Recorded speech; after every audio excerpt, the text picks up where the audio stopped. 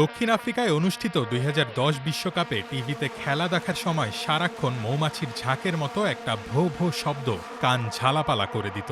ঠিক ধরেছেন, বলছি সেই লম্বা প্লাস্টিকের বাঁশি ভুভুজেলার কথা। কিন্তু এবার আর গ্যালারিতে ভুভুজেলা বাজিয়ে মাতামাতি করার কোনো সুযোগ পাচ্ছেন না ফুটবল প্রেমীরা।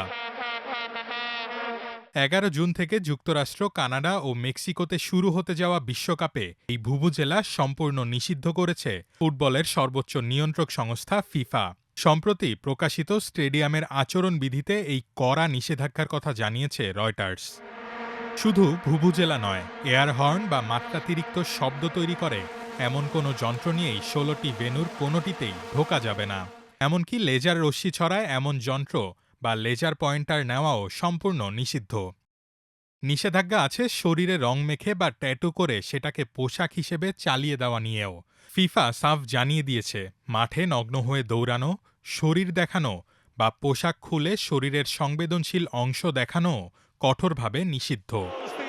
আর সবচেয়ে অবাক করা বিষয় হলো, নিরাপত্তা ঝুঁকির কথা বলে স্টেডিয়ামে পানির বোতল নিয়ে ঢোকার ওপরও নিষেধাজ্ঞা দিয়েছে ফিফা। অর্থাৎ গ্যালারিতে তেষ্টা মেটাতে হলে পানি স্টেডিয়ামের ভেতর থেকেই কিনে খেতে হবে।